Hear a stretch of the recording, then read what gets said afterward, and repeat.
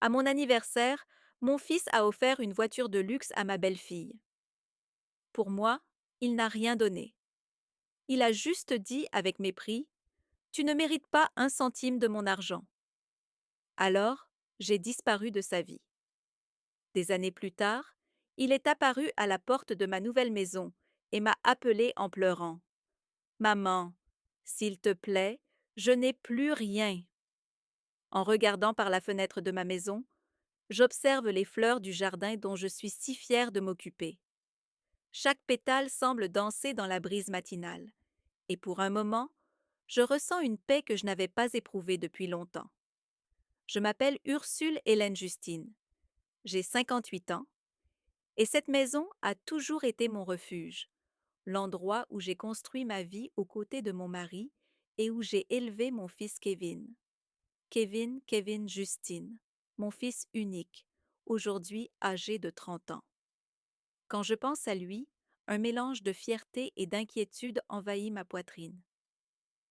Je me souviens de ses premiers pas dans ce même salon, des genoux écorchés que je soignais avec tant d'amour, des nuits où je restais éveillée quand il avait de la fièvre. Comme le temps a passé vite. Il a grandi et est devenu un homme qui a réussi, ce qui m'a toujours rempli de satisfaction. Il travaille dans une entreprise importante, a un bon salaire, a réussi à construire une vie confortable. Quand il était petit, il disait souvent que quand il serait grand, il me donnerait tout ce que je méritais. Ces mots ont toujours réchauffé mon cœur, même dans les moments les plus difficiles de notre vie. Il y a 2 ans, Kevin s'est marié avec Juliette Martial Florence, une belle jeune femme bien éduquée qu'il a rencontrée au travail. Je me souviens parfaitement du jour où il l'a amenée chez moi pour la première fois. Elle portait une robe bleu clair, les cheveux attachés en un chignon élégant, et souriait timidement pendant que Kevin la présentait. Maman, voici Juliette, a-t-il dit ce jour-là, avec une lueur spéciale dans les yeux que je n'avais pas vue depuis longtemps. Juliette s'est approchée et m'a salué poliment. C'est un plaisir de vous rencontrer, Madame Ursule. Kevin parle beaucoup de vous. À ce moment-là, j'ai senti qu'elle serait une bonne compagne pour mon fils. Elle semblait authentique, respectueuse, et on voyait qu'elle l'aimait vraiment. Pendant le dîner, elle m'a aidé à mettre la table et à complimenter ma cuisine, ce qui me fait toujours plaisir. Toute mère veut voir son fils bien accompagné, n'est-ce pas? Leur mariage était simple mais beau. Juliette était radieuse dans sa robe blanche et Kevin ne pouvait pas s'arrêter de sourire. J'ai pleuré pendant la cérémonie, non pas de tristesse, mais de cette émotion que seule une mère comprend quand elle voit son fils franchir une étape si importante dans sa vie. C'était comme si je voyais le petit garçon qui jouait autrefois sur mes genoux se transformer définitivement en homme. Après leur mariage, les visites de Kevin sont devenues plus espacées. Je comprends que la vie de couple apporte de nouvelles responsabilités, de nouveaux engagements. Juliette a aussi sa famille, et il est naturel qu'ils partagent leur temps entre tous. Néanmoins, j'avoue que ces dimanches où il venait déjeuner à la maison me manquent, quand nous parlions de tout, et qu'il me racontait son travail, ses projets d'avenir. Maintenant, quand ils viennent, je sens que quelque chose a changé. Kevin semble plus distant, moins affectueux. Parfois, j'ai l'impression qu'il ne fait que remplir une obligation. Juliette reste polie, me traite toujours avec respect. Mais je remarque aussi une certaine froideur qui n'existait pas avant. Peut-être suis-je trop sensible, interprétant mal les choses. Après tout, il est naturel que les gens changent avec le temps et les circonstances. Il y a quelques semaines, Kevin m'a appelé pour me dire qu'il viendrait me rendre visite le week-end. J'étais vraiment heureuse de cette nouvelle. Cela faisait plus d'1 mois que je ne les avais pas vus, et ils me manquaient. J'ai immédiatement commencé à planifier le déjeuner, pensant au plat qu'il aimait tant quand il était enfant. Je vais faire cette lasagne que tu adorais, lui ai-je dit au téléphone. D'accord, maman. On arrive vers midi, a-t-il répondu, mais sa voix semblait pressée, comme s'il pensait à autre chose. J'ai raccroché le téléphone avec un sourire aux lèvres. Même s'il semblait distant dernièrement, c'était toujours mon fils, et j'étais impatiente de le voir. J'ai passé le reste de la semaine à tout organiser, nettoyant la maison avec encore plus de soin, achetant les ingrédients pour préparer non seulement la lasagne, mais aussi d'autres plats que je savais qu'ils aimaient. Le samedi précédant leur visite, alors que j'étais au supermarché en train de choisir les meilleures tomates pour la sauce, j'ai rencontré Juliana Marcial Mendez, une voisine qui a toujours été très sympathique avec moi. Elle était accompagnée de sa petite fille, une enfant aux grands yeux curieux, qui me rappelait Kevin quand il avait le même âge. Salut Ursule. Comment allez-vous? A demandé Juliana, s'approchant avec son sourire chaleureux habituel. Salut Juliana. Je vais bien, merci. Et vous? Comment va la petite? Ai-je répondu, en me baissant pour saluer la fillette. Nous allons bien, Dieu merci. Je vois que vous faites de grosses courses aujourd'hui, remarqua-t-elle en regardant mon chariot rempli d'ingrédients. C'est que Kevin vient me rendre visite demain, et vous savez comment c'est, une mère veut toujours faire plaisir, expliquai-je, ressentant cette joie familière qui m'envahissait toujours quand je parlais de mon fils. C'est super. Ça fait longtemps que je ne les ai pas vus par ici. Comment va Juliette? Elle a l'air d'une fille si douce, commenta Juliana. Elle va bien. Oui, ils vont bien, répondis-je, bien qu'une petite ombre de doute ait traversé mon esprit à ce moment-là. Nous avons bavardé quelques minutes de plus sur des sujets quotidiens, sur le temps, sur les événements du quartier. Juliana a toujours été quelqu'un avec qui je me sens à l'aise pour discuter. Il y a quelque chose de réconfortant dans sa présence, peut-être parce qu'elle est aussi mère et comprend certaines préoccupations que seules nous, les femmes qui élevons des enfants, connaissons. En rentrant chez moi avec les courses, j'ai immédiatement commencé les préparatifs. J'ai trié les ingrédients, tout organisé dans la cuisine, et commencé à imaginer comme ce serait agréable d'avoir à nouveau la maison pleine, d'entendre des rires, de bavarder pendant le déjeuner. Cela faisait longtemps que je ne m'étais pas sentie aussi excitée par une visite. La nuit précédant le dimanche où il devait venir, j'ai à peine pu dormir. Je me suis réveillée plusieurs fois en pensant aux détails du déjeuner, vérifiant mentalement si j'avais oublié quelque chose.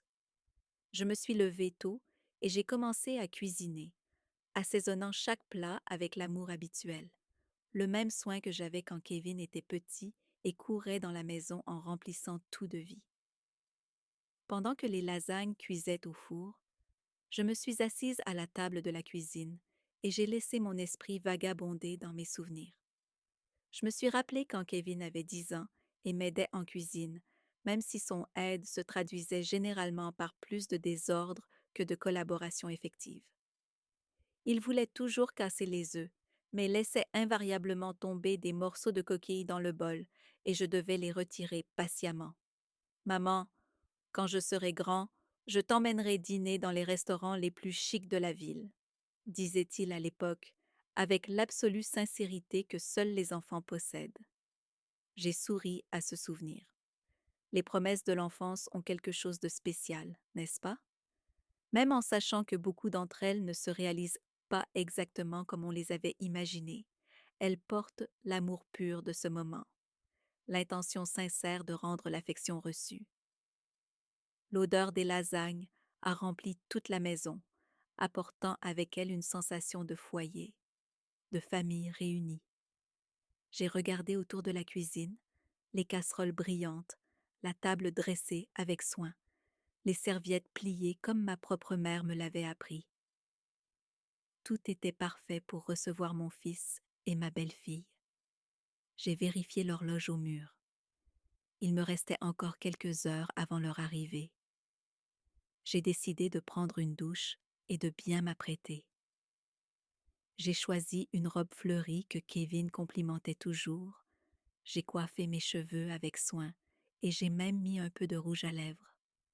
Je voulais être belle pour mon fils, Je voulais qu'il soit fier de sa mère. Pendant que je me préparais, je ne pouvais m'empêcher de ressentir une attente grandissante. Peut-être qu'aujourd'hui serait différent. Peut-être que Kevin redeviendrait ce garçon affectueux que j'avais toujours connu. Peut-être que nous pourrions avoir une de ces longues conversations agréables que nous avions avant son mariage. Le téléphone a sonné, interrompant mes pensées. C'était Kevin. Maman, on arrive. Dans une quinzaine de minutes, nous serons là, dit-il. Super, mon fils. Tout est prêt ici. J'ai hâte de vous voir, ai-je répondu, sentant mon cœur s'accélérer de joie. J'ai raccroché et fait une dernière vérification de tout. La table était parfaite, la nourriture sentait bon, la maison était impeccable. Je me suis assise dans le salon et j'ai attendu, observant par la fenêtre, impatiente de voir leur voiture apparaître dans la rue. Ce serait un dimanche spécial, j'en étais sûre. 15 minutes ont passé comme une éternité. J'étais assise dans le fauteuil du salon, arrangeant et réarrangeant les coussins du canapé, quand j'ai finalement entendu le son familier de la voiture de Kevin se garant dans le garage. Mon cœur a bondi de joie et je me suis levée rapidement, lissant une dernière fois ma robe fleurie avant de me diriger vers la porte. Ils sont arrivés, ai-je murmuré pour moi-même, sentant un sourire involontaire se former sur mes lèvres. À travers la fenêtre, j'ai pu voir Kevin sortir de la voiture. Une élégante berline noire qu'il avait achetée l'année dernière. Il portait une chemise bleu clair et un jean foncé, les cheveux bien coiffés comme toujours. Même à 30 ans, je pouvais encore voir en lui le petit garçon qui courait dans la maison les dimanches matins. Juliette est sortie du côté passager, et comme toujours, elle était impeccable.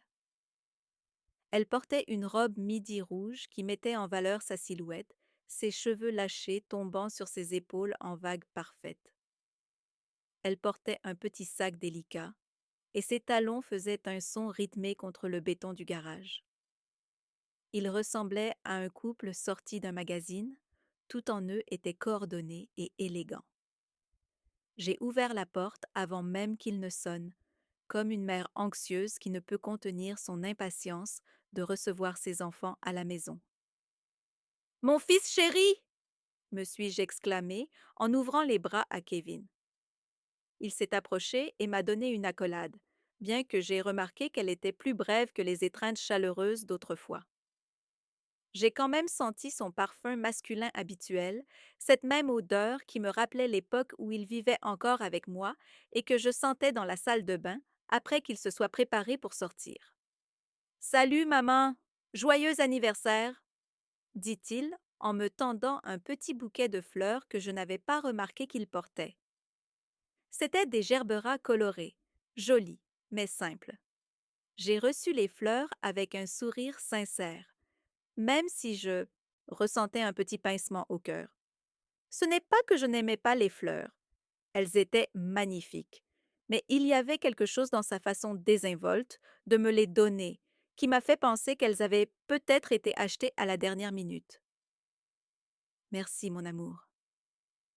Elles sont magnifiques, ai-je répondu en humant les fleurs et en appréciant vraiment leur parfum délicat. Juliette s'est approchée et m'a fait 2 bises, comme à son habitude. Joyeux anniversaire, Madame Ursule. Vous êtes très belle aujourd'hui, a-t-elle dit avec ce sourire poli que je connaissais bien. Sa voix avait une tonalité douce, mais il y avait quelque chose en elle qui m'avait toujours semblé un peu distant, comme une courtoisie automatique plutôt qu'une affection sincère. Merci, ma chérie. Vous êtes très élégant, vous aussi, ai-je répondu en leur faisant signe d'entrer. Venez, venez, tout est prêt. J'espère que vous avez faim, car j'ai préparé les lasagnes que Kevin adore. Pendant que nous marchions vers le salon, j'ai remarqué que Juliette regardait autour d'elle avec ce regard évaluateur que j'avais déjà noté lors d'autres visites. Ses yeux balayaient les meubles, la décoration, les photos au mur, comme si elle faisait mentalement l'inventaire de chaque détail. Je me suis toujours demandé si elle approuvait ma maison simple, si elle ne la trouvait pas trop modeste comparée à leur appartement moderne. Ça sent bon, maman. Comme ça me manque cette odeur de cuisine maison, a commenté Kevin, et pendant un instant, j'ai vu une lueur du fils affectueux que je connaissais. Il s'est dirigé vers le canapé et s'est assis, déboutonnant le premier bouton de sa chemise. La circulation était terrible aujourd'hui.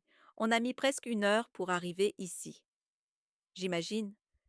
Le dimanche, c'est toujours compliqué, ai-je acquiescé en mettant les fleurs dans un vase sorti du placard. Mais l'important, c'est que vous soyez bien arrivés. Vous voulez boire quelque chose? J'ai fait du jus de fruits de la passion frais, où il y a du soda, de l'eau. Le jus me va très bien, a dit Kevin, s'adossant au canapé et passant son bras autour des épaules de Juliette, qui s'était assise à côté de lui. Pour moi aussi, merci, a ajouté celle-ci, croisant délicatement les jambes et ajustant sa robe. Je suis allée à la cuisine chercher le jus, et pendant que je servais les verres, je n'ai pu m'empêcher de ressentir un mélange de joie et de nervosité. C'était merveilleux de les avoir ici, chez moi, pour fêter mon anniversaire. Mais il y avait quelque chose dans l'air, une énergie différente que je n'arrivais pas à identifier. C'était peut-être juste mon imagination, ou peut-être l'anxiété naturelle d'une mère qui voulait que tout se passe bien. Je suis revenue au salon avec un plateau portant les verres de jus et quelques petits biscuits que j'avais faits le matin. Kevin et Juliette discutaient à voix basse, et quand je me suis approchée, ils ont cessé de parler. Cela m'a interpellée, mais j'ai décidé de ne rien dire. Voilà, ai-je dit en leur tendant les verres. Et j'ai aussi apporté des biscuits au tapioca. Kevin a pris un biscuit et l'a goûté. Hum, délicieux. Personne ne fait des biscuits comme toi, maman. Ces simples mots m'ont rempli de fierté. C'était ce qui me manquait le plus. Ces petits moments de reconnaissance, quand Kevin montrait qu'il appréciait encore les choses que je faisais par amour. Je me suis assise dans le fauteuil face au canapé, observant mon fils et ma belle-fille. Ils formaient vraiment un beau couple. Et pendant un instant, je me suis permis de rêver à la possibilité d'avoir des petits-enfants dans le futur, de voir des enfants courir dans ce même salon où Kevin avait grandi. Et comment ça se passe au travail? Ai-je demandé, essayant de faire la conversation. C'était toujours un sujet sûr avec Kevin, car il aimait parler de ses projets et de ses réussites professionnelles. Tout va très bien, maman. En fait, j'ai quelques nouvelles à t'annoncer, a-t-il dit, échangeant un regard significatif avec Juliette. Elle lui a rendu son sourire, un sourire qui me semblait contenir une sorte de secret partagé. Mon cœur s'est accéléré. Étaient-ce les nouvelles que j'espérais tant entendre? Peut-être un bébé en route? Ou peut-être une promotion importante au travail? Ou, et là mon cœur s'est rempli d'espoir, peut-être une surprise spéciale pour mon anniversaire? Quel genre de nouvelles? Ai-je demandé, essayant d'avoir l'air décontracté, mais sentant l'expectative grandir dans ma poitrine. Kevin s'est penché en avant, les coudes appuyés sur les genoux, avec cette expression qu'il avait toujours quand il était sur le point de partager quelque chose d'important. Eh bien, maman, j'ai reçu une très belle prime au travail ce mois-ci, un montant assez significatif. Quelle merveilleuse nouvelle, mon fils. Je suis très heureuse pour toi, ai-je répondu sincèrement, bien qu'une petite partie de moi se demandait où cette conversation allait mener. Et nous avons décidé de faire quelque chose de spécial avec cet argent, a-t-il poursuivi, regardant à nouveau Juliette, qui a souri et acquiescé d'un air encourageant. J'ai senti mon souffle s'accélérer légèrement. C'était ça. C'était le moment que j'avais imaginé toute la semaine. Kevin avait reçu une prime et avait décidé de faire quelque chose de spécial, probablement pour moi, pour mon anniversaire. Peut-être ce voyage dont j'avais parlé il y a quelques mois, ou même peut-être des rénovations de la maison, quelque chose qu'il disait toujours vouloir faire pour moi quand il en aurait les moyens. Quel genre de choses spéciales? Ai-je demandé, essayant de contrôler l'anxiété dans ma voix. Kevin a souri, un large sourire qui illuminait tout son visage. Eh bien, maman, nous avons décidé qu'il était temps de faire un cadeau très spécial à quelqu'un qui le mérite vraiment. Mon cœur s'est pratiquement arrêté. C'était là, le moment que j'avais imaginé, rêvé, désiré pendant si longtemps. Mon fils, qui avait réussi et prospéré, enfin en mesure de rendre tout l'amour et les sacrifices que je lui avais consacrés au fil des années. J'ai senti des larmes de joie commencer à se former dans mes yeux, et j'ai dû cligner plusieurs fois pour les contrôler. Kevin, ai-je commencé à dire, ma voix étranglée par l'émotion. Attends, maman, laisse-moi finir, a-t-il dit, se levant du canapé. Juliette s'est également levée, et ils se sont tenus debout devant moi, main dans la main, comme s'ils allèrent faire une annonce importante. Je me suis aussi levée, mon cœur battant si fort que j'étais sûre qu'ils pouvaient l'entendre. Mes mains tremblaient légèrement, et je les ai jointes devant moi pour masquer ma nervosité. Nous avons décidé que Juliette méritait un cadeau très spécial, a dit Kevin, et ces mots ont commencé à résonner dans mon esprit, comme s'ils venaient de très loin. Attends. Juliette? Pendant un moment, j'ai cru avoir mal entendu. Il avait sûrement dit mon nom, et moi, dans l'anxiété du moment, j'avais confondu les mots. Mais quand j'ai regardé le visage de Juliette, j'ai vu qu'elle rayonnait, avec un sourire d'expectative qui ne laissait aucun doute sur qui était au centre de ce moment.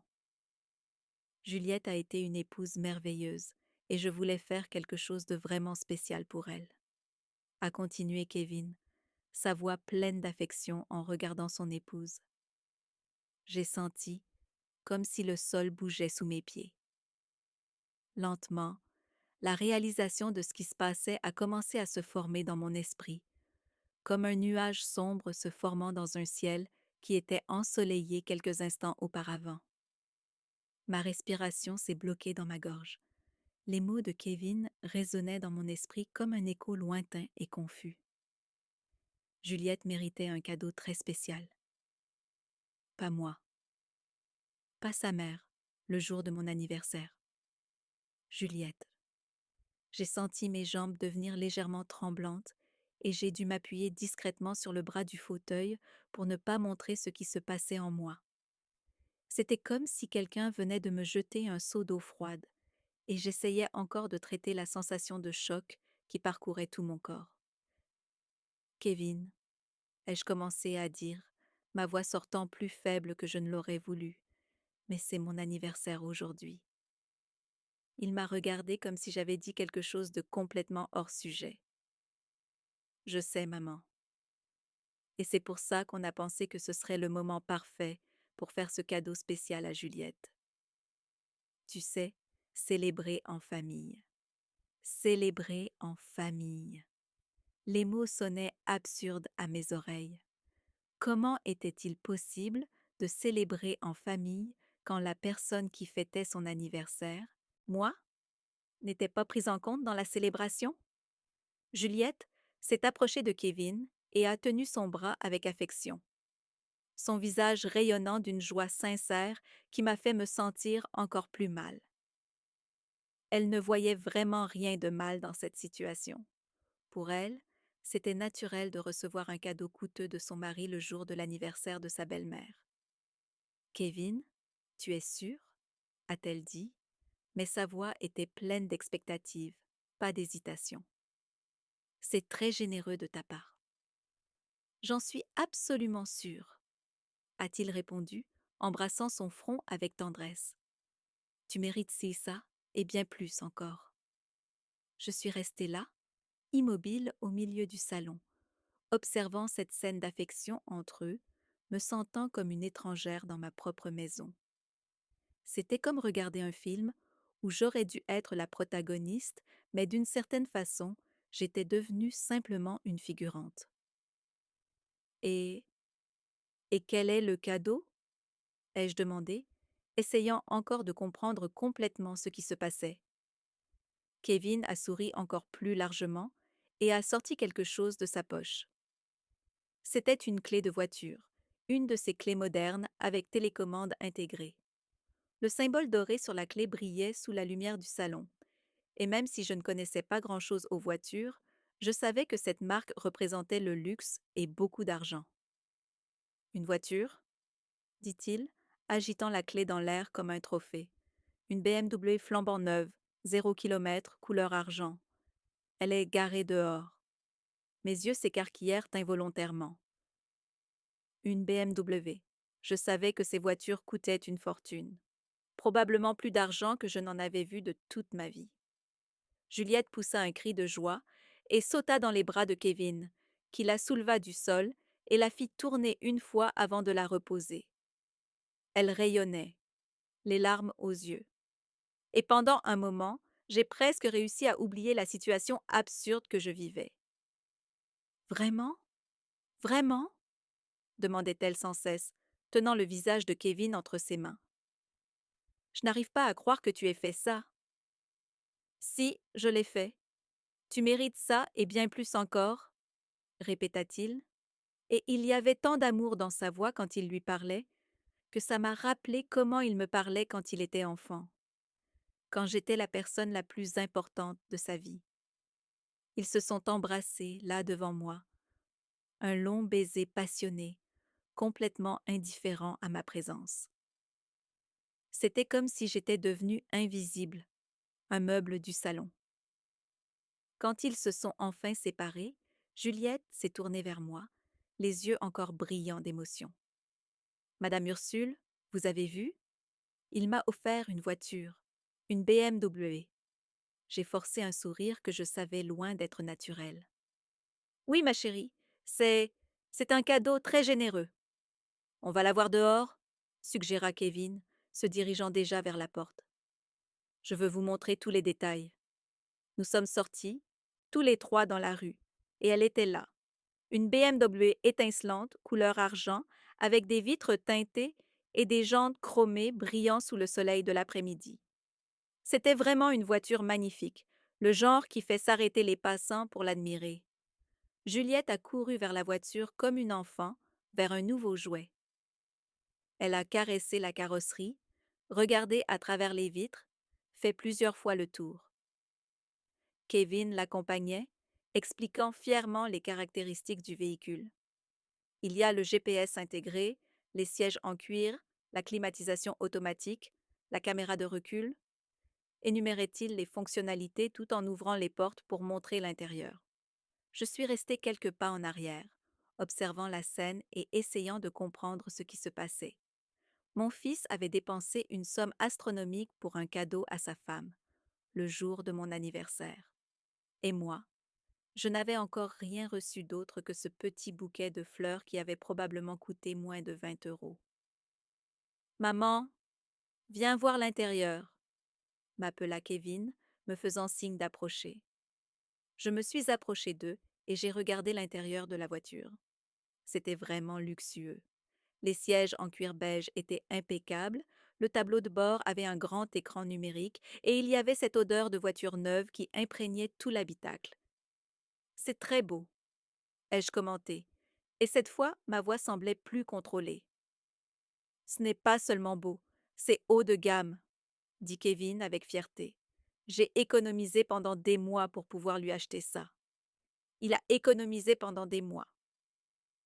La phrase résonnait dans ma tête. Il avait planifié ça. Ce n'était pas une décision impulsive ou de dernière minute.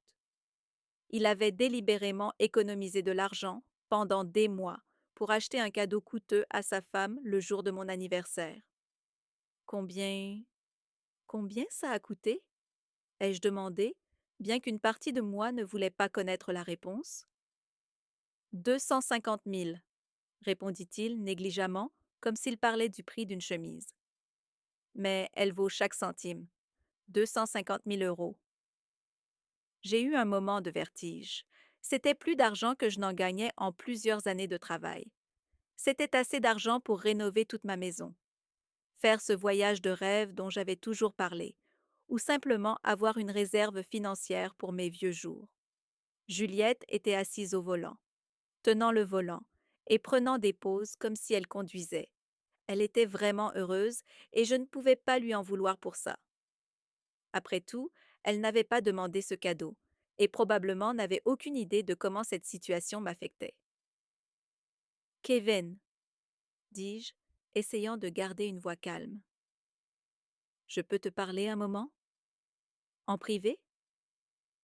Il m'a regardée avec une expression légèrement impatiente. Bien sûr, maman. Mais ça, peut être rapide?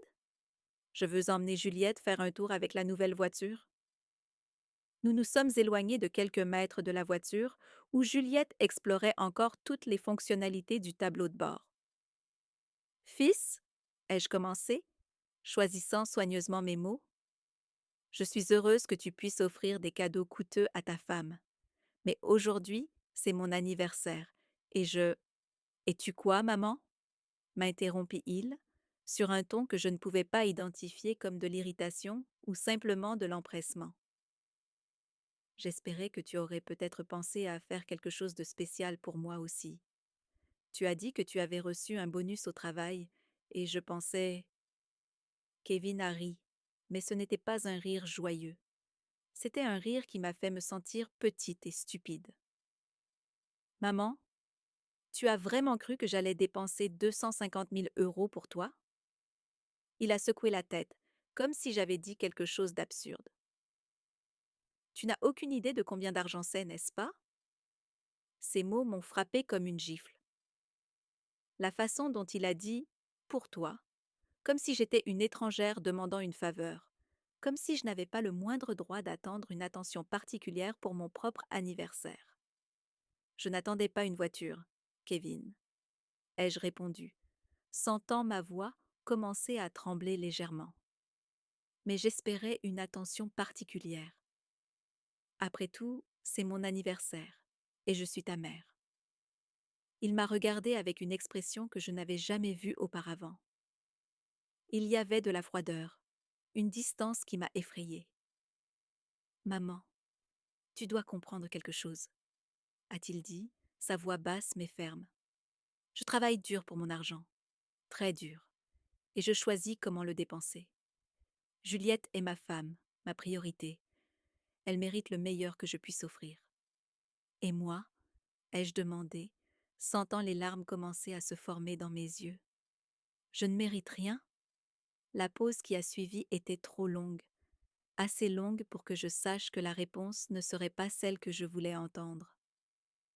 Tu ne mérites pas un centime de mon argent, a-t-il finalement dit, avec un mépris dans la voix qui m'a fait l'effet d'un coup de poing dans l'estomac. Ces mots sont tombés sur moi comme un marteau. Tu ne mérites pas un centime de mon argent. La voix de mon propre fils résonnait dans ma tête, chaque syllabe chargée d'un mépris que je n'aurais jamais imaginé possible entre nous.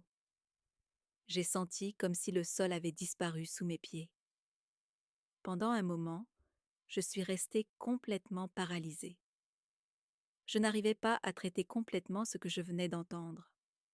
C'était comme si quelqu'un m'avait giflé. Mais la douleur était bien pire que n'importe quelle blessure physique. C'était une douleur qui venait de l'intérieur, du fond de l'âme, de l'endroit où nous gardons nos sentiments les plus profonds pour les personnes que nous aimons. Comment peux-tu dire ça? Ai-je murmuré, ma voix sortant si basse que je pouvais à peine m'entendre moi-même. Les larmes qui avaient dû commencer à se former dans mes yeux coulaient maintenant librement sur mon visage, sans que je puisse les contrôler. Kevin m'a regardée avec cette expression froide, presque indifférente, comme s'il parlait à une étrangère qui l'avait dérangé dans la rue. C'est la vérité, maman. Tu dois l'accepter. La vérité? Ai-je répété, sentant un mélange d'incrédulité et de douleur grandir dans ma poitrine. La vérité, c'est que j'ai consacré toute ma vie à toi. J'ai travaillé double pour que tu ne manques jamais de rien. J'ai renoncé à des choses pour que tu puisses avoir le meilleur. Et maintenant, le jour de mon anniversaire, tu me dis que je ne mérite pas un centime? Il a soupiré, comme si j'étais une enfant têtue qui ne pouvait pas comprendre une explication simple. Maman, c'était dans le passé. J'étais enfant, c'était ton obligation de me nourrir. Maintenant, je suis adulte, j'ai ma propre famille, mes propres priorités. Tes propres priorités, ai-je répété, les mots sortant amers de ma bouche. Et je ne fais pas partie de ces priorités, n'est-ce pas? De l'autre côté du jardin, je pouvais voir Juliette encore en train d'explorer la nouvelle voiture, complètement étrangère à la conversation qui était en train de détruire mon cœur. Elle ajustait le siège du conducteur, testait les boutons du tableau de bord, avec un sourire radieux sur le visage. Le contraste entre sa joie et ma douleur était presque insupportable. Pas de cette façon, a répondu Kevin, et sa froideur m'a effrayée. Tu es ma mère, tu le seras toujours. Mais ma vie maintenant est avec Juliette. Elle est ma femme, ma compagne, la femme que j'ai choisie pour partager ma vie. C'est naturel qu'elle soit ma priorité. Naturel? Ai-je murmuré, sentant quelque chose se briser en moi. C'est naturel de donner une voiture de 250 000 euros à ta femme le jour de l'anniversaire de ta mère et de dire que ta mère ne mérite pas un centime. C'est ça que tu appelles naturel? La date était une coïncidence, maman. Je planifiais ce cadeau depuis des mois. Une coïncidence? Ma voix est sortie plus forte que je ne le voulais, chargée d'une indignation que je ne pouvais plus contenir. Tu programmes la livraison de la voiture exactement le jour de mon anniversaire, et tu appelles ça une coïncidence? Kevin a regardé rapidement dans la direction de Juliette, comme s'il vérifiait si notre conversation attirait son attention. Tu exagères. Tu n'as pas besoin de faire tout ce drame. Drame. Il a appelé ma douleur un drame. J'ai senti quelque chose changer en moi à ce moment-là. C'était comme si une porte qui avait toujours été ouverte pour lui se fermait lentement. La déception se transformait en quelque chose de différent, quelque chose de plus profond et définitif. Du drame, répétai-je, essuyant les larmes de mon visage avec le dos de la main. Tu penses que c'est du drame qu'une mère se sente méprisée par son propre fils? Vous n'êtes pas méprisé, vous êtes dramatique. Il regarda sa montre. Maman, on doit y aller. Je veux emmener Juliette dîner dans un endroit spécial pour célébrer le cadeau. Pour célébrer le cadeau. Le jour de mon anniversaire, ils allaient célébrer le cadeau qu'elle avait reçu.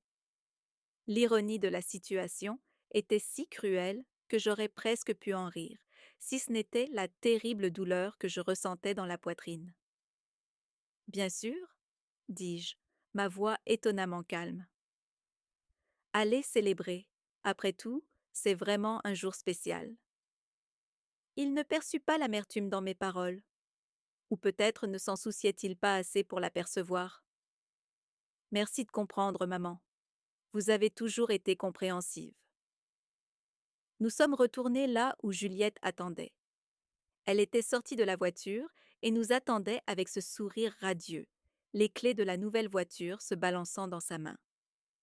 Alors? Demanda-t-elle, enthousiaste. On peut aller faire ce tour maintenant?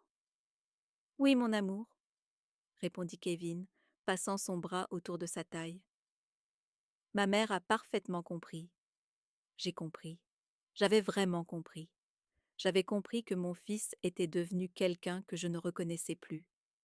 J'avais compris que pour lui, je n'étais qu'une obligation du passé, quelqu'un qu'il tolérait, mais ne respectait pas.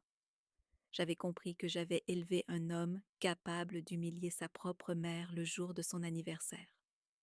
Merci de la visite, dis-je, forçant un sourire qui me faisait mal.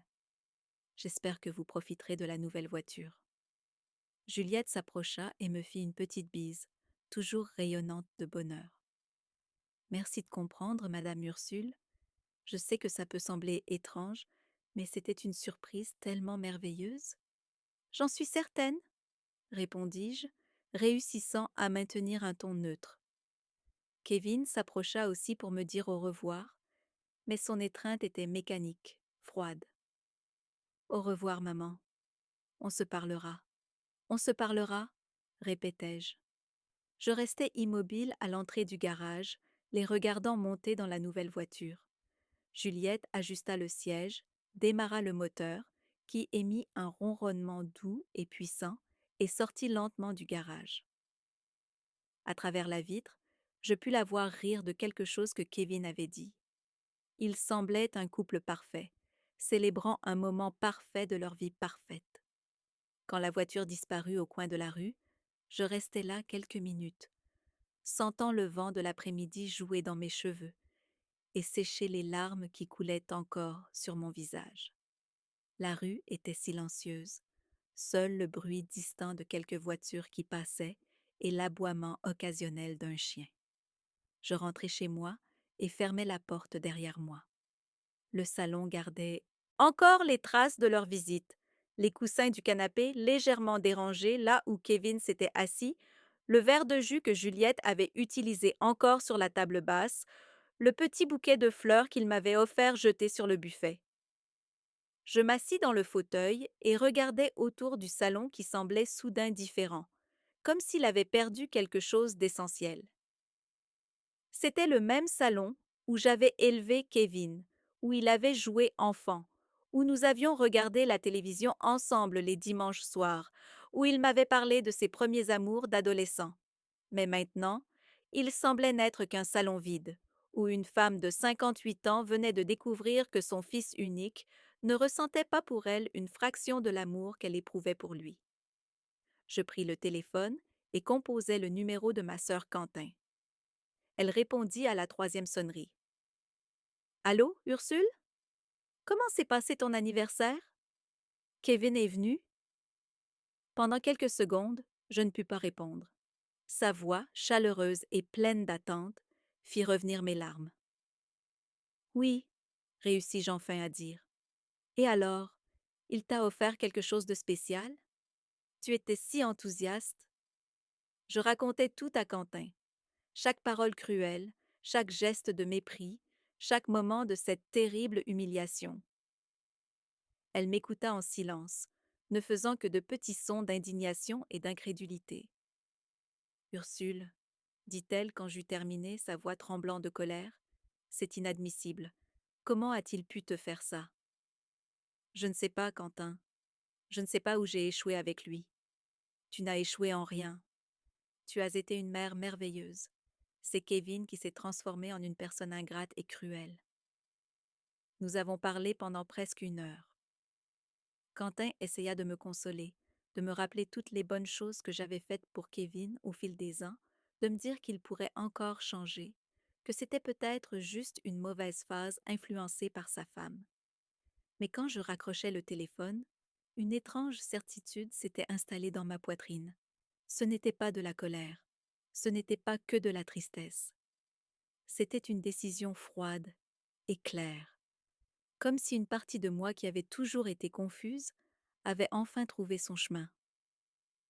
Je suis allée dans ma chambre et me suis assise sur le lit, regardant mon reflet dans le miroir de la coiffeuse. La femme qui me fixait semblait plus âgée que le matin même. Il y avait quelque chose de différent dans ses yeux, une dureté qui n'était pas là avant. Il ne te mérite pas, ai-je dit à haute voix à mon reflet, et tu ne mérites pas d'être traité ainsi. C'était mon anniversaire, et je venais de prendre la décision la plus importante de ma vie. Kevin voulait que je comprenne qu'il avait ses propres priorités, que je ne faisais pas partie de ses plans, que je ne méritais pas un centime de son argent. Très bien, j'avais parfaitement compris. Maintenant, il allait comprendre ce que signifiait ne plus avoir de mère. Le lendemain matin, je me suis réveillée avec une clarté que je n'avais pas ressentie depuis des années. Il n'y avait plus de larmes, plus cette douleur étouffante dans la poitrine. À sa place, il y avait une détermination froide et inébranlable. J'ai regardé autour de ma chambre, observant chaque objet, chaque photo, chaque souvenir qui me liait à cette vie. Il était temps de laisser tout cela derrière moi. Je me suis levée et suis allée vers l'armoire. Avec des gestes décidés, J'ai commencé à ne garder que l'essentiel, des vêtements basiques, des documents importants, quelques bijoux hérités de ma mère. Tout tiendrait dans 2 grandes valises.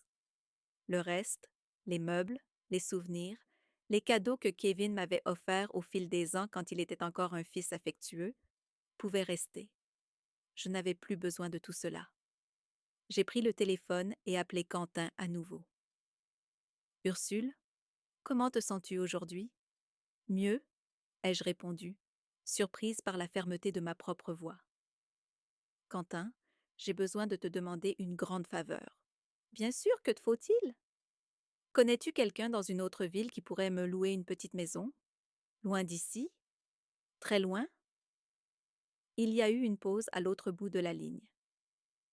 Ursule, tu penses à déménager? Je ne pense pas. J'ai déjà décidé. Je ne veux plus vivre dans la même ville que Kevin. Je ne veux pas qu'il sache où je suis. Je ne veux pas qu'il puisse me retrouver facilement. Je veux commencer une nouvelle vie, complètement nouvelle. Quentin a poussé un profond soupir. Écoute, j'ai une cousine à Ribeirão-Preto, Marlène. Elle m'a toujours dit que si j'avais besoin de quelque chose, je pouvais compter sur elle. Je peux l'appeler et lui demander. S'il te plaît, fais-le. Et Quentin, ne dis à personne où je suis. Personne. Si quelqu'un demande, tu ne sais rien. Tu es sûre de toi, Ursule? C'est une décision très radicale. J'en suis absolument certaine. Pour la première fois depuis longtemps, je sais exactement ce que je fais. 2 heures plus tard, Quentin m'a rappelé. Marlène connaissait une dame qui louait une petite maison meublée dans un quartier tranquille. Le prix était correct et je pouvais emménager quand je voulais. C'était parfait. Les jours suivants, j'ai tout organisé avec une efficacité qui m'a surprise. J'ai vendu quelques meubles aux voisins, donné des vêtements et des objets que je ne prendrais pas, résilié des comptes et des services. À chaque objet dont je me débarrassais, je me sentais plus légère, comme si je me libérais de chaînes invisibles qui me retenaient à cette vie. Ce qui m'a le plus impressionné, c'est que Kevin n'a pas appelé une seule fois pendant toute cette semaine. Ni pour s'excuser, ni pour savoir comment j'allais, ni même pour se disputer avec moi. C'était comme si je n'existais vraiment pas pour lui. Cette constatation, au lieu de me blesser, n'a fait que renforcer ma décision. Il avait clairement montré que je ne faisais pas partie de sa vie. Maintenant, je faisais la même chose.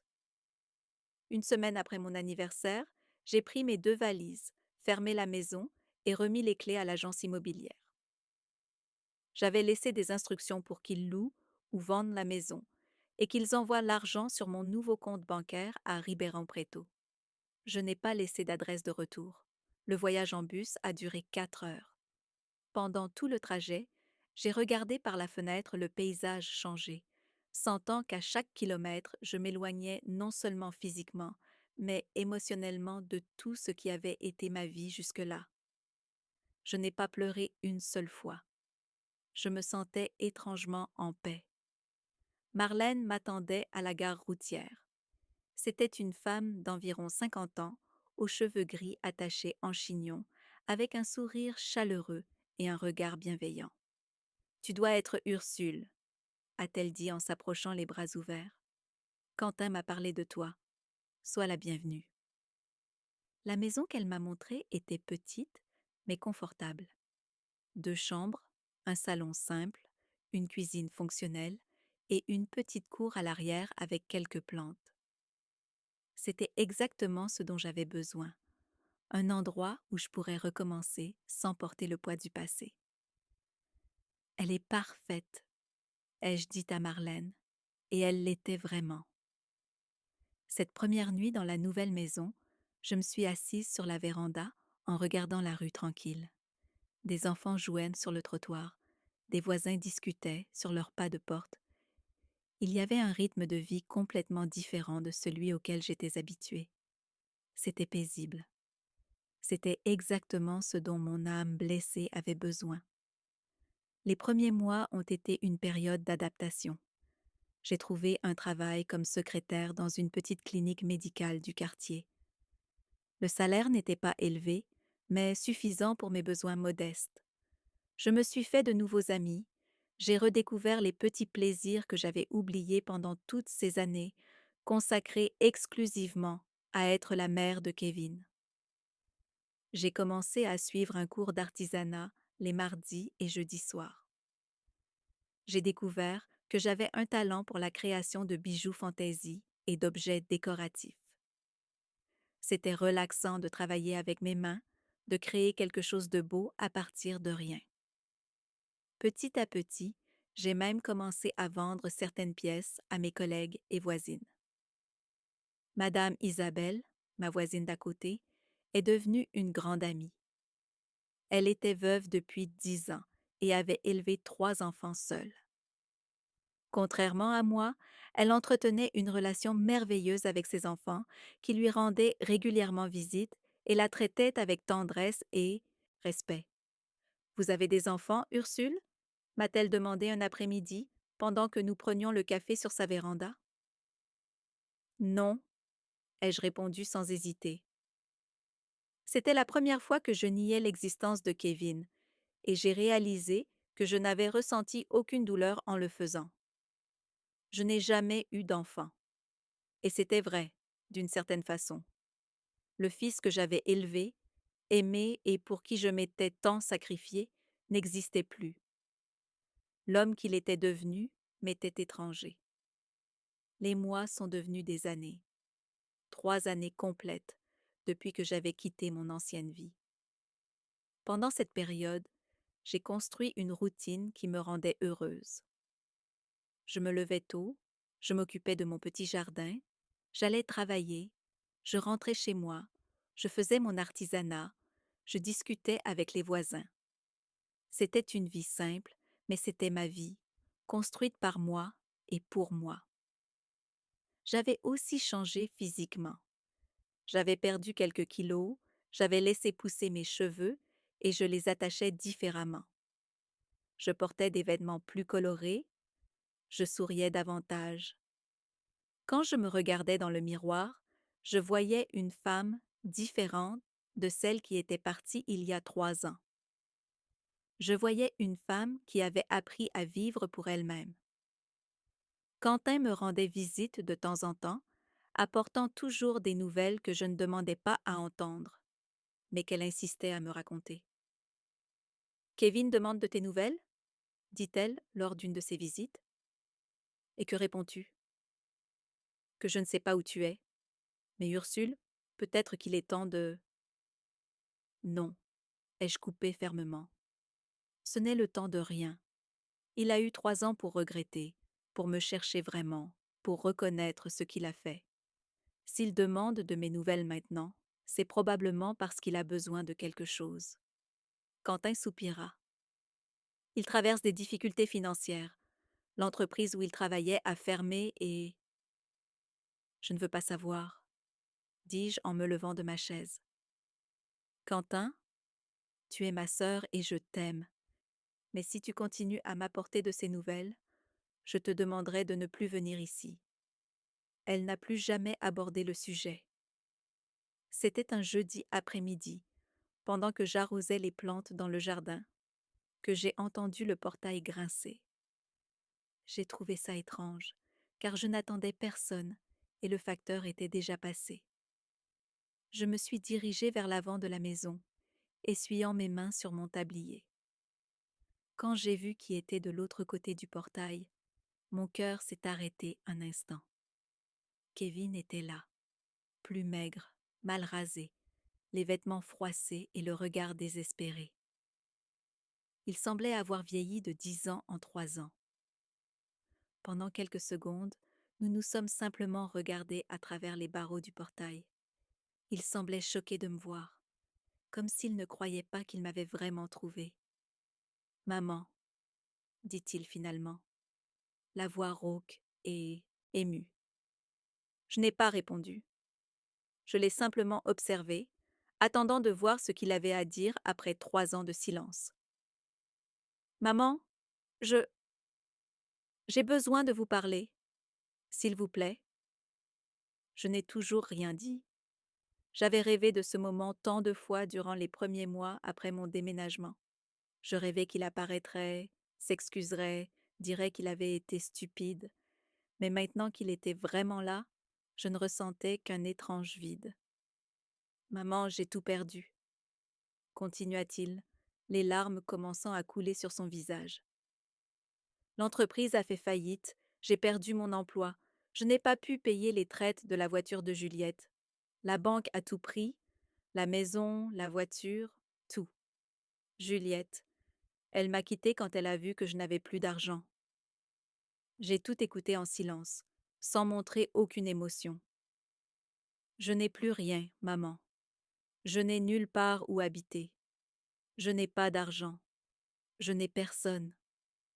Vous êtes la seule personne qu'il me reste au monde. Finalement, j'ai ouvert la bouche pour parler. Ma voix est sortie calme et maîtrisée. Maintenant tu sais ce que c'est de n'avoir rien. Ai-je dit simplement. Les mots sont sortis de ma bouche avec un calme que je ne reconnaissais pas moi-même. J'ai vu leur impact sur le visage de Kevin, comme si chaque syllabe était une pierre lancée contre lui. Il a ouvert la bouche, l'a fermée, l'a rouverte, mais aucun son n'en est sorti. Pour la première fois en 3 ans, mon fils était sans voix. Maman, commença-t-il, tendant la main vers le portail, comme s'il voulait me toucher à travers les barreaux. J'ai fait un pas en arrière, maintenant la distance entre nous. Maintenant tu comprends? Ai-je continué, ma voix restant étrangement sereine. Maintenant tu sais ce que c'est que de regarder autour de soi et de réaliser qu'on n'a plus rien. Que les gens en qui tu avais confiance t'ont tourné le dos, que l'amour que tu croyais inconditionnel avait un prix. S'il te plaît, maman, supplia-t-il, les larmes coulant plus intensément maintenant. Je sais que j'ai eu tort, je sais que j'ai été horrible avec toi ce jour-là, mais j'ai appris, j'ai changé. Tout perdre m'a fait voir. Voir quoi? L'ai-je interrompu, sentant une vieille colère commencer à bouillonner en moi. Voir que tu as besoin de ta mère quand tu n'as plus personne? Voir que je pouvais peut-être servir à quelque chose après avoir découvert que ta femme n'était intéressée que par ton argent? Kevin s'est agrippé au barreau du portail, les jointures de ses doigts blanchissant. Ce n'est pas ça, maman. Ce n'est pas juste parce que j'ai besoin d'aide. C'est parce que j'ai enfin compris ce que j'ai perdu quand je t'ai blessée. 3 ans, ai-je dit, croisant les bras sur ma poitrine. Tu as eu 3 ans pour comprendre ça. 3 ans pour regretter, pour me chercher, pour au moins essayer de savoir si j'allais bien. J'ai essayé, s'est-il exclamé, la voix brisée. Quentin ne m'a jamais dit où tu étais. Personne ne savait. J'ai cherché, maman. Je te jure que j'ai cherché. J'ai ri sans humour. Cherché? Quand as-tu cherché, Kevin? Les 6 premiers mois, quand tu avais encore ton bon emploi et ta vie confortable? Ou tu n'as commencé à me chercher vraiment que quand les choses ont commencé à mal tourner?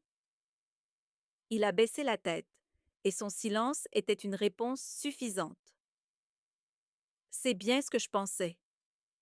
Ai-je murmuré? Quentin m'a dit que tu n'as commencé à poser des questions sur moi que l'année dernière. Curieusement, à la même époque où ton entreprise a commencé à avoir des problèmes. Maman, je sais comment ça peut paraître, mais... Paraître? L'ai-je interrompu à nouveau, sentant toute la douleur des 3 dernières années se transformer en une fureur contrôlée. Ça ne paraît rien du tout, Kevin. C'est exactement ce que c'est. Tu t'es souvenu que tu avais une mère uniquement quand tu en as eu besoin. Il a relevé le visage, et j'ai pu voir la sincérité désespérée dans ses yeux. Ce n'est pas vrai. Je pensais à toi tous les jours. Tous les jours, je regrettais ce que j'avais dit, ce que j'avais fait, mais j'avais trop d'orgueil pour admettre que j'avais tort. L'orgueil, ai-je répété, savourant le mot. Ce même orgueil qui t'a fait m'humilier le jour de mon anniversaire? Ce même orgueil qui t'a fait dire que je ne méritais pas un centime de ton argent? J'avais tort, a-t-il crié, faisant apparaître quelques voisins aux fenêtres. J'avais complètement tort, maman. Tu méritais tout. Tu méritais le monde entier, et j'étais un idiot aveugle qui ne pouvait pas le voir. Maintenant tu vois, ai-je dit simplement. Maintenant que tu as tout perdu, tu arrives à voir la valeur des choses. Intéressant comme ça fonctionne, n'est-ce pas? Kevin s'est appuyé contre le portail, semblant sur le point de s'effondrer. Que puis-je faire pour me racheter? Dis-moi, maman, n'importe quoi. Je ferai n'importe quoi pour te retrouver. J'ai regardé mon fils, cet homme maigre, désespéré, brisé. Et pendant un moment, j'ai ressenti une pointe de l'ancien amour. Pendant un instant, j'ai voulu ouvrir le portail, le serrer dans mes bras, lui dire que tout irait bien. Mais alors, je me suis souvenu de ce jour-là. Je me suis souvenu de la froideur dans ses yeux quand il a dit que je ne méritais rien. Je me suis souvenu du sourire de Juliette quand elle a reçu les clés de la voiture qui aurait dû être mon cadeau. Je me suis souvenu de l'humiliation que j'ai ressentie devant les voisins. Il n'y a rien que tu puisses faire, ai-je finalement répondu. Pas maintenant.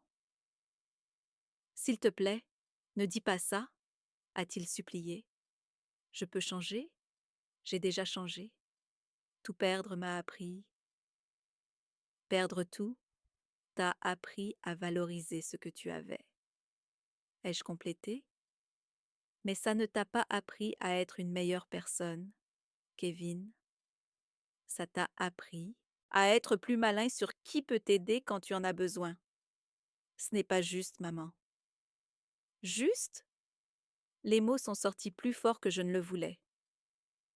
Tu veux parler de justice? C'était juste de m'humilier devant les voisins? C'était juste de donner une voiture de luxe à ta femme le jour de mon anniversaire et de ne rien me donner? C'était juste de dire que je ne méritais pas un centime après tout ce que j'ai sacrifié pour toi? Kevin sanglotait maintenant, accroché au portail comme si c'était la seule chose qui le maintenait debout.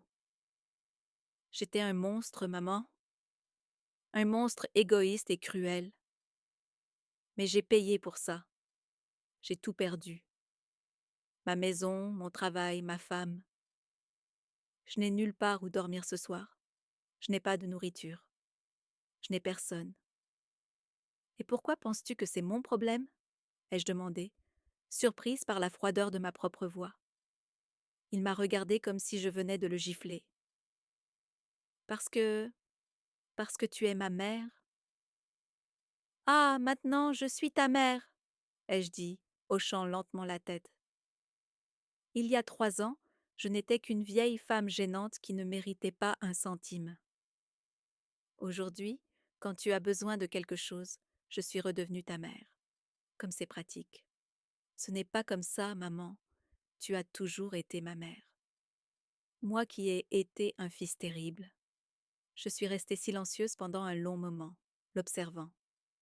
Il semblait vraiment différent, plus humble, plus brisé. Mais était-ce authentique ou simplement du désespoir? Avait-il vraiment appris quelque chose ou avait-il juste réalisé qu'il avait besoin de moi? Kevin, ai-je finalement dit, tu as eu 3 ans pour grandir, pour mûrir, pour devenir l'homme que j'ai toujours espéré que tu serais. 3 ans pour réaliser tes erreurs et essayer de les corriger. Mais tu es venu me chercher uniquement quand tu n'avais plus le choix. Maman, je n'ai pas fini, l'ai-je coupé. Tu dis que tu pensais à moi tous les jours, que tu regrettais tous les jours. Mais pendant tous ces jours, tu n'as jamais rien fait à ce sujet. Tu n'as jamais cherché à t'excuser. Tu n'as jamais vraiment essayé de me retrouver. Tu n'as agi que lorsque la nécessité t'y a forcé. Il a baissé la tête à nouveau, incapable de nier. Alors maintenant, ai-je continué, tu vas apprendre ce que j'ai appris il y a 3 ans. Tu vas apprendre que parfois, quand on blesse quelqu'un trop profondément, il n'y a pas de retour possible. Tu vas apprendre que certains mots ne peuvent pas être effacés. Certaines blessures ne peuvent pas être guéries. Maman, s'il te plaît, a-t-il murmuré. Tu vas apprendre, ai-je dit en lui tournant le dos, que parfois on perd les gens qu'on aime pour toujours, et qu'il n'y a rien qu'on puisse faire pour les récupérer.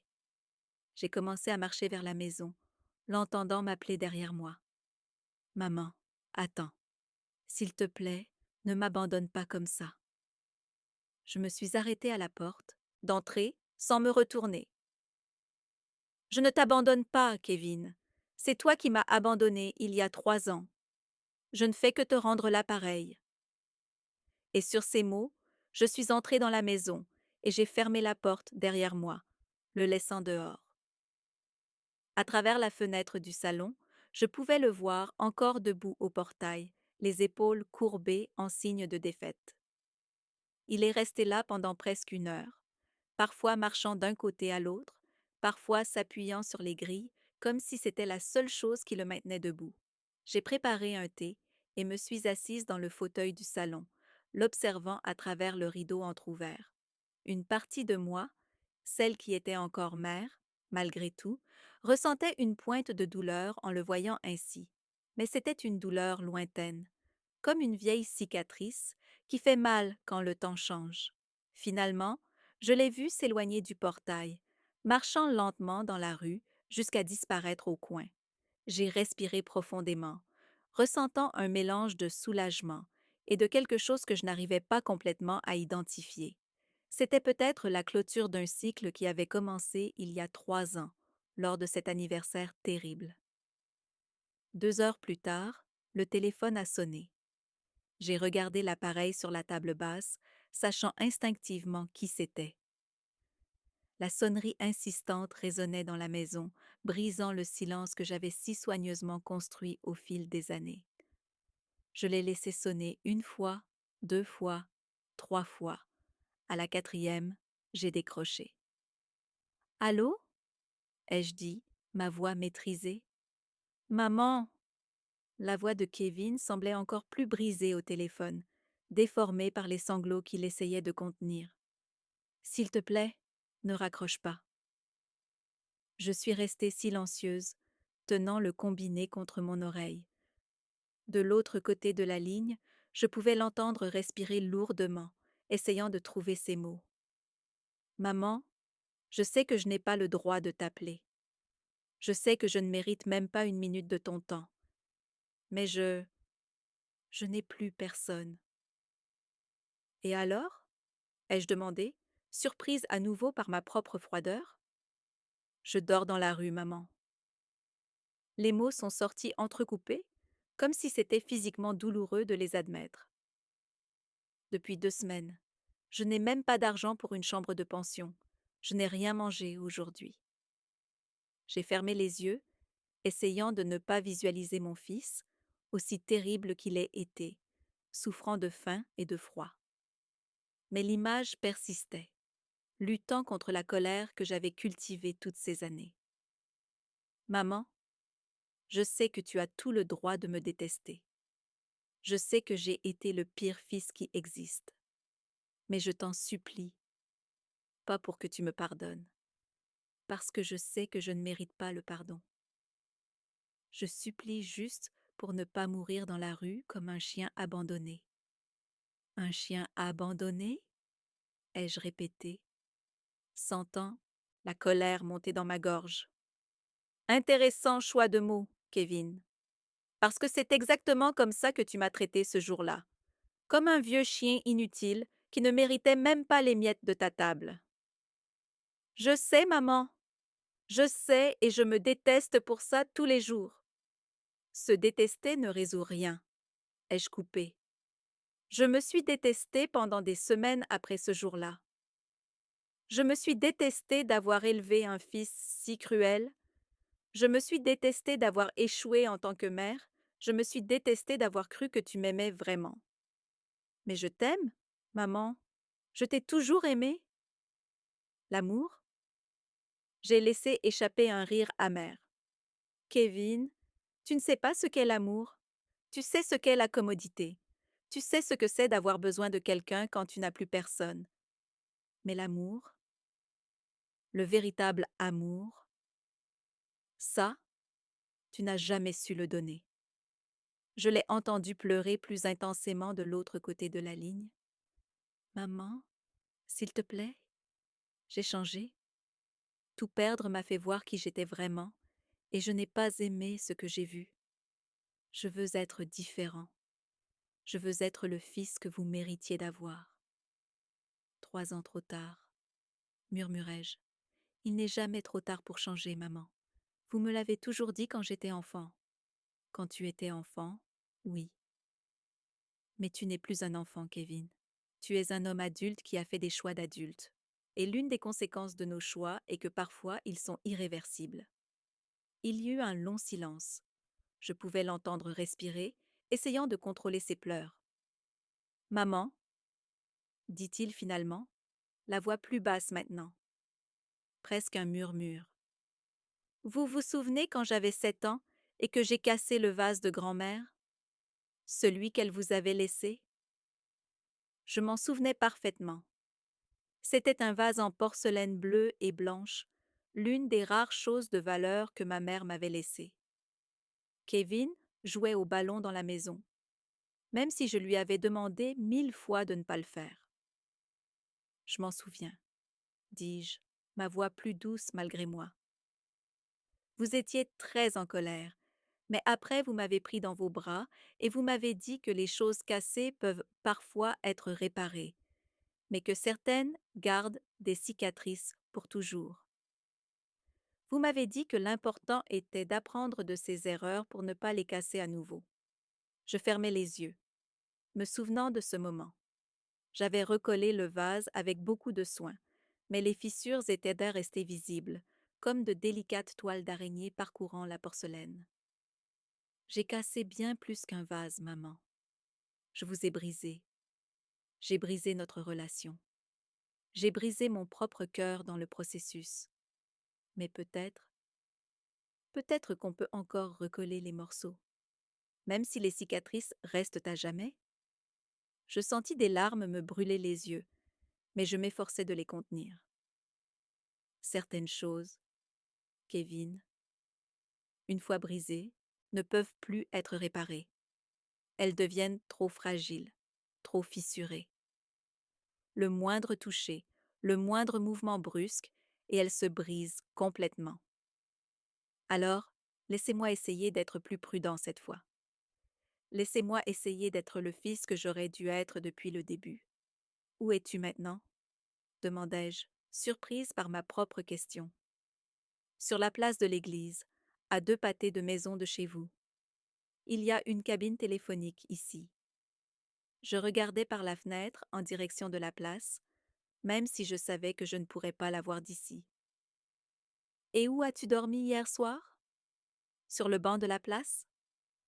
Le gardien de l'église me laisse rester jusqu'à 5 heures du matin. Après, je dois partir. L'image de mon fils dormant sur un banc public me frappa comme un coup de poing dans l'estomac. Même si j'essayais de rester froide, même s'il méritait de payer pour ce qu'il avait fait, j'étais toujours une mère. Et les mères ne peuvent pas simplement éteindre cet instinct, même quand elles le voudraient. Kevin, dis-je en respirant profondément, penses-tu vraiment avoir changé? Ou es-tu simplement désespéré? Je Je ne sais plus faire la différence entre les deux, maman. Peut-être que le désespoir était nécessaire pour me faire changer. Peut-être que j'avais besoin de tout perdre pour comprendre la valeur de ce que j'avais. Et qu'avais-tu? Une mère qui m'aimait inconditionnellement, une famille, un foyer, des choses qui n'ont pas de prix, mais que j'ai traitées comme si elles ne valaient rien. Je restais silencieuse un long moment, luttant contre moi-même. Une partie de moi voulait raccrocher et ne plus jamais lui parler. Une autre partie, plus petite mais persistante, murmurait que peut-être il avait vraiment appris quelque chose. Si je te donne une autre chance, dis-je finalement, et que tu me déçois à nouveau, ce sera la dernière fois que nous nous parlerons. Il n'y aura pas de troisième opportunité, pas de pardon, plus rien. Tu comprends cela? Oui, maman, je comprends. Et ne pense pas que les choses redeviendront comme avant. La confiance que tu as brisée prendra beaucoup de temps à se reconstruire, si tant est qu'elle le puisse. Je sais, maman. J'accepte cela.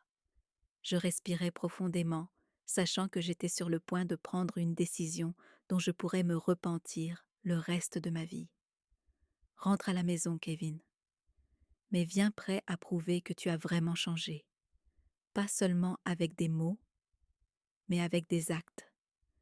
J'entendis le clic du téléphone raccrochant à l'autre bout de la ligne, et pendant un moment je restai là, tenant l'appareil contre mon oreille, comme si je pouvais encore entendre la respiration entrecoupée de mon fils à travers le silence.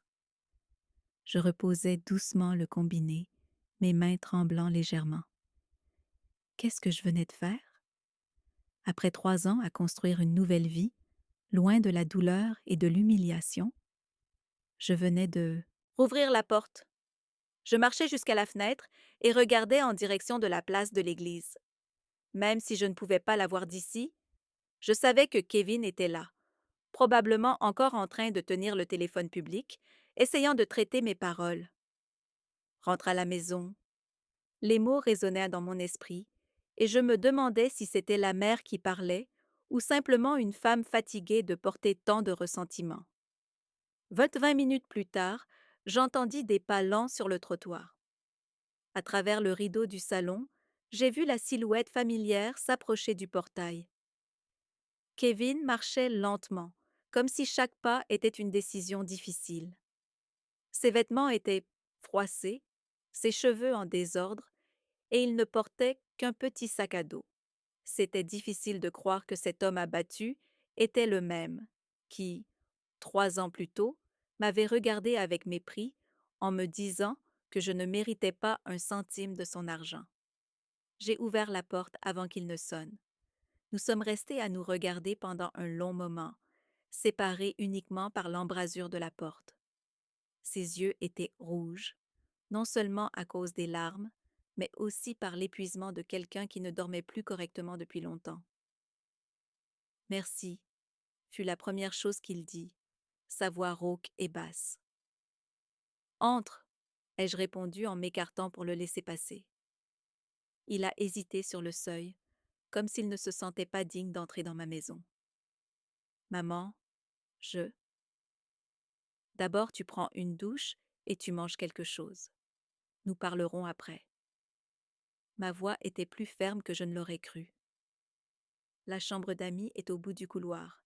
Il y a des serviettes propres dans l'armoire de la salle de bain. Pendant qu'il se dirigeait vers la chambre, je suis allée dans la cuisine et j'ai commencé à préparer quelque chose à manger. Mes mains bougeaient automatiquement, coupant les légumes, assaisonnant la viande, comme si c'était un après-midi normal. Mais rien de tout cela n'était normal. Mon fils était de retour chez moi, non pas comme l'homme arrogant qui m'avait méprisé, mais comme quelqu'un de brisé, humilié, ayant besoin d'aide. Le bruit de la douche m'a ramené au présent. J'ai pensé à Juliette, me demandant où elle pouvait être maintenant. Kevin n'avait pas mentionné son ex-femme lors de notre conversation au portail, mais il était évident qu'elle n'était plus dans sa vie. La voiture de luxe qu'il lui avait offerte pour mon anniversaire avait probablement été vendue, ou peut-être qu'elle l'avait gardée lors de leur séparation. L'ironie de la situation ne m'a pas échappé. 1 heure plus tard, Kevin est apparu dans la cuisine. Il était propre, portant les vêtements que j'avais laissés sur le lit, ces anciens vêtements que j'avais gardés en déménageant, sans même savoir pourquoi. Peut-être qu'au fond, une partie de moi avait toujours su que ce moment viendrait. Assieds-toi, ai-je dit en plaçant une assiette de nourriture devant lui. Il a mangé en silence, et je pouvais voir qu'il avait faim. Il n'avait probablement pas fait un vrai repas depuis des jours. Pendant qu'il mangeait, j'observais ses mains. C'étaient les mêmes mains que j'avais tenues quand il était petit, qui m'avaient enlacé quand il était adolescent, qui s'étaient éloignées de moi quand il était devenu adulte. Raconte-moi tout, ai-je dit quand il eut fini de manger. Kevin a respiré profondément, comme s'il se préparait à une confession douloureuse. Ça a commencé 6 mois après votre disparition. Juliette a commencé à changer, à devenir plus exigeante. Elle voulait des choses de plus en plus chères, des voyages plus luxueux. Je pensais qu'elle profitait simplement de notre bonne situation financière. Il s'est arrêté, passant ses mains dans ses cheveux. Puis, j'ai découvert qu'elle avait une liaison avec mon patron. Ils étaient ensemble depuis plus d'1 an, depuis avant que je ne lui offre la voiture. J'ai ressenti une pointe de quelque chose que je n'arrivais pas à identifier complètement. Ce n'était pas de la satisfaction face à la vengeance du destin, mais ce n'était pas non plus de la pitié. C'était quelque chose de plus complexe, un mélange de tristesse pour la désillusion de mon fils et une confirmation amère que mes instincts concernant Juliette étaient justes. Quand j'ai confronté les deux, j'ai découvert qu'ils avaient tout planifié. Mon patron m'a licencié la semaine suivante, inventant une excuse sur des réductions budgétaires. Juliette a demandé le divorce et a obtenu la moitié de nos biens, y compris la voiture. Il a ri amèrement. La voiture que je lui avais offerte pour votre anniversaire, maman. Elle l'a gardée. Et tu n'as pas essayé de te battre? Si. J'ai dépensé ce qu'il me restait en avocat, mais ils avaient tout bien planifié. J'ai découvert que mon patron avait créé de faux documents m'accusant de mauvaise conduite au travail. J'ai été marquée sur le marché. Plus personne ne voulait m'embaucher. Kevin s'est levé et a commencé à faire les 100 pas dans la cuisine, comme quand il était enfant et nerveux. J'ai perdu l'appartement, la voiture, tout. J'ai vécu chez des amis jusqu'à ce qu'ils en aient assez. C'est là que j'ai commencé à dormir dans la rue. Depuis combien de temps es-tu dans la rue? 3 mois. Il s'est arrêté de marcher et m'a regardé droit dans les yeux. 3 mois à penser à vous tous les jours, à ce que j'ai fait, à ce que j'ai dit ce jour terrible. Nous sommes restés silencieux pendant quelques minutes. Je digérais tout ce que je venais d'entendre, essayant de séparer mes sentiments de la situation pratique. Mon fils était détruit. Il n'y avait aucun doute là-dessus. Mais la douleur qu'il m'avait causée était toujours là, comme une cicatrice qui fait mal quand le temps change. As-tu vraiment changé ou es-tu simplement désespéré? Ai-je répété la question que j'avais posée au téléphone? J'ai appris ce qu'est l'humiliation, maman. J'ai appris ce que c'est d'être abandonnée par des gens que je croyais qui m'aimaient. J'ai appris ce que c'est de n'avoir personne vers qui se tourner. Sa voix se brisa légèrement. Mais surtout, j'ai appris la valeur de l'amour inconditionnel que vous m'avez toujours donné et que j'ai jeté comme si c'était des ordures. Les mots sont faciles, Kevin. Tu as toujours été doué avec les mots. Je sais. C'est pourquoi je ne vais pas vous demander de me faire confiance immédiatement. Je vais le prouver par des actes. Dans les jours qui suivirent, nous avons établi une routine étrange et délicate. Kevin dormait dans la chambre d'amis et se levait tôt pour aider aux tâches ménagères. Nous ne parlions pas beaucoup, mais j'observais ses gestes, cherchant des signes d'un véritable changement ou simplement d'une performance désespérée. Il faisait la vaisselle sans que je le demande, s'occupait du jardin avec une tendresse que je n'avais pas vue depuis son adolescence, faisait de petites réparations dans la maison. Il ne demandait pas d'argent, ne se plaignait pas de la nourriture simple, ne montrait pas d'impatience face à ma froideur initiale. Une semaine plus tard, Quentin est venu me rendre visite. Elle avait été ma confidente pendant tout le processus de reconstruction de ma vie, et je savais qu'elle était inquiète de ma décision d'accepter Kevin à nouveau. Tu es sûre de ce que tu fais? Demanda-t-elle, pendant que nous prenions un café sur la véranda. Non, répondis-je honnêtement, mais je sens que je dois essayer, pas pour lui, mais pour moi, pour être sûre d'avoir pris la bonne décision. Et s'il te déçoit à nouveau? Alors au moins je saurai que j'ai essayé. Et il saura qu'il a eu une seconde chance et qu'il l'a gâchée. 2 mois passèrent. Kevin avait trouvé un travail dans un magasin de matériaux de construction. Le salaire était bas, très différent de ce qu'il gagnait dans l'entreprise où il travaillait avant, mais il l'accepta sans se plaindre. Il commença à contribuer aux dépenses de la maison, insistant pour payer sa part même quand je lui disais que ce n'était pas nécessaire. Je veux le faire, maman, disait-il. J'ai besoin de le faire. Lentement, très lentement, nous avons commencé à parler davantage. Pas du passé, c'était encore un territoire trop douloureux pour nous deux, mais des choses du quotidien. Il me parlait de ses collègues de travail, je parlais des voisins, des livres que je lisais. Un soir, 6 mois après son retour, nous regardions la télévision dans le salon quand il dit, soudainement: Je rêve de ce jour-là, maman. Je n'eus pas besoin de demander quel jour. Nous le savions tous les deux. Je rêve que je suis de retour dans cette pièce, le jour de votre anniversaire. Mais cette fois, j'ai un magnifique cadeau pour vous. Cette fois, je dis combien je vous aime, combien je suis reconnaissant pour tout ce que vous avez fait pour moi. Il se tourna pour me regarder. Mais je me réveille toujours avant de pouvoir donner le cadeau. Kevin, non, laissez-moi finir. Je sais que je ne peux pas changer ce que j'ai fait. Je sais que j'ai brisé quelque chose de précieux entre nous. Mais je veux que vous sachiez qu'il ne se passe pas un jour sans que je le regrette. Pas des conséquences que j'ai subies. Je les méritais toutes. Mais de la douleur que je vous ai causée. Je sentis les larmes commencer à se former dans mes yeux. Tu m'as détruite ce jour-là, Kevin. Tu m'as fait sentir comme si je ne valais rien, comme si tout l'amour que je t'ai consacré pendant 30 ans avait été du gaspillage. Je sais, maman, et je sais que je ne pourrai jamais défaire cela. Alors pourquoi es-tu revenu? Pourquoi n'es-tu pas resté loin, puisque je ne valais rien? Parce que j'ai découvert que vous étiez la seule chose dans ma vie qui valait vraiment quelque chose. Tout le reste, l'argent, le succès, même Juliette, était superficiel. Mais l'amour de ma mère était réel, et je ne m'en suis rendu compte que lorsque j'avais déjà tout perdu. Nous sommes restés silencieux pendant longtemps.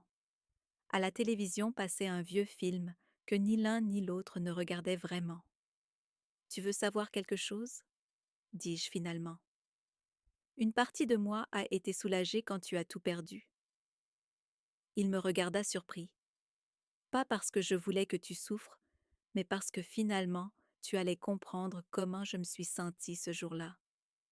Comment c'est d'être jeté, humilié, traité comme si on ne valait rien. Et maintenant? Vous sentez-vous toujours ainsi? Je réfléchis soigneusement avant de répondre. Maintenant, je vois un homme qui a appris une leçon très dure. La question est, était-ce une leçon temporaire ou permanente?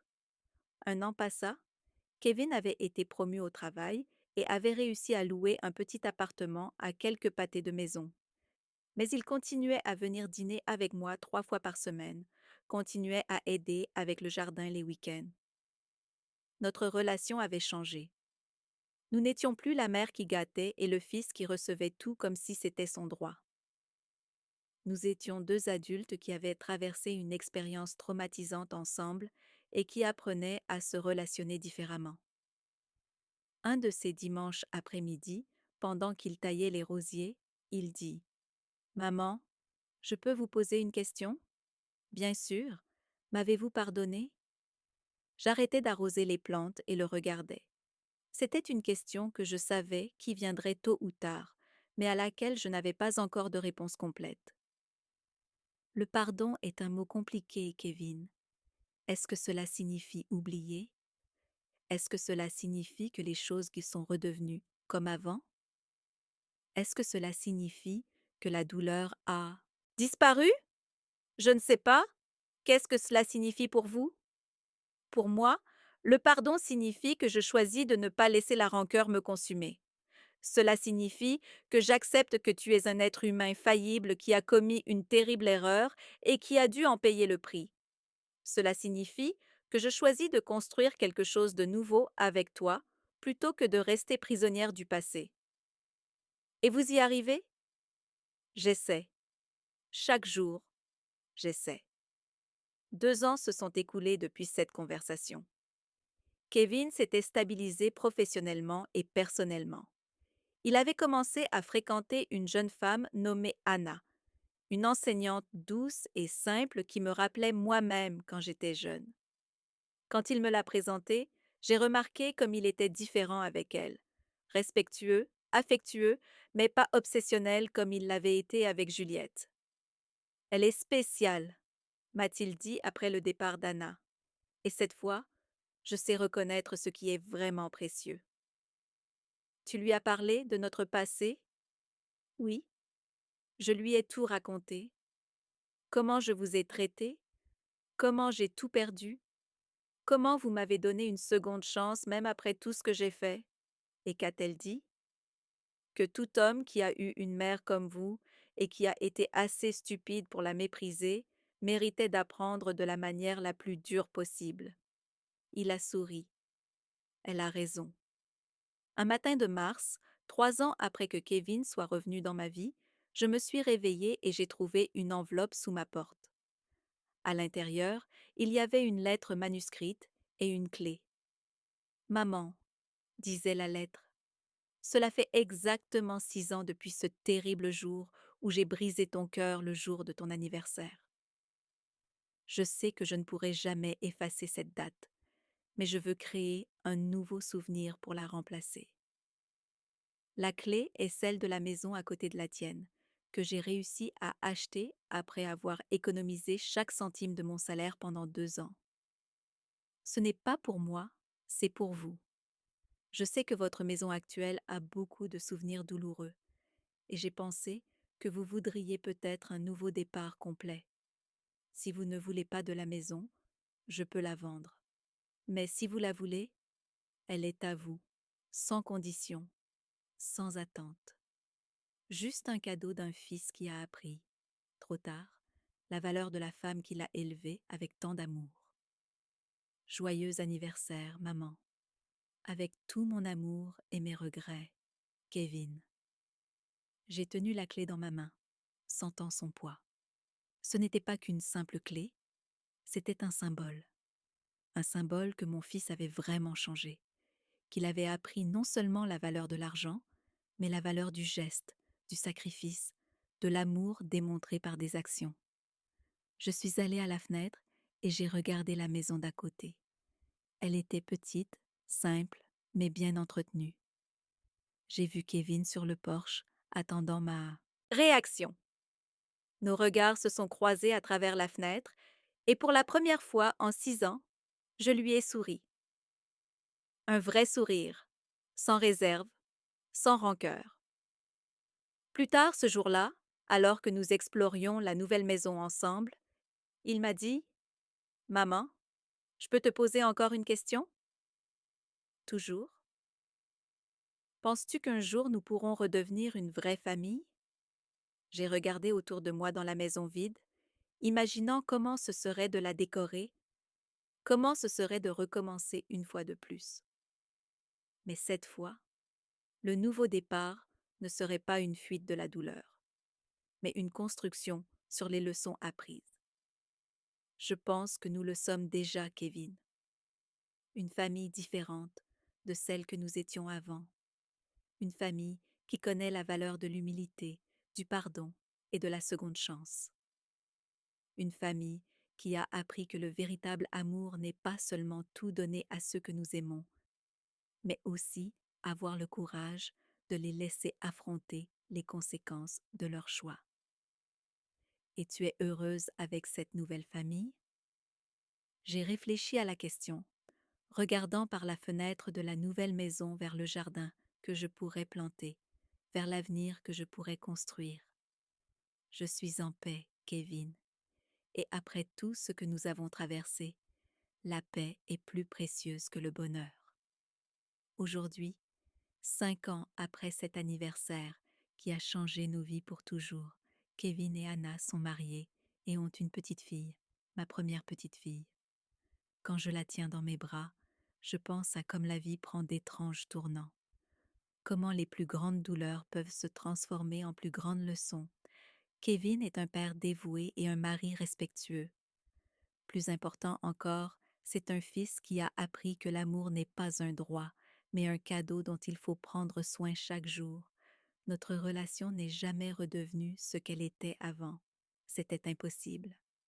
Mais elle est devenue quelque chose de plus profond, plus réel, construit sur la vérité et non sur des illusions. Parfois, quand je m'occupe de mon nouveau jardin, je me souviens de ce matin il y a tant d'années, quand je regardais à travers les fleurs de la fenêtre de mon ancienne maison et me préparais à recevoir mon fils pour mon anniversaire. J'étais une femme différente alors, une mère qui ne savait pas faire la distinction entre aimer et gâter, entre soutenir et faciliter. La douleur que j'ai traversée m'a appris que le véritable amour exige parfois le courage de dire non, de s'éloigner, de laisser les gens faire face aux conséquences de leurs choix.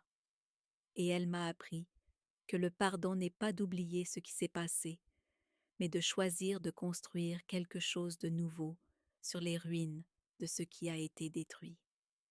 Ma petite fille commence à ramper maintenant, et quand je la vois explorer le monde avec curiosité et détermination, je fais une promesse silencieuse. Je l'aimerai. Inconditionnellement, mais je lui apprendrai aussi la valeur des choses, le respect des autres, la gratitude pour ce qu'elle reçoit. Car j'ai appris que le plus beau cadeau que nous puissions faire à ceux que nous aimons n'est pas tout ce qu'ils veulent, mais tout ce dont ils ont besoin pour devenir de meilleures personnes. Et quand Kevin la prend dans ses bras et lui murmure des mots tendres à l'oreille, je vois l'homme qu'il est devenu. Quelqu'un qui connaît le prix de l'orgueil, la valeur de l'humilité et l'importance de ne jamais tenir pour acquis l'amour des personnes qui comptent le plus dans sa vie.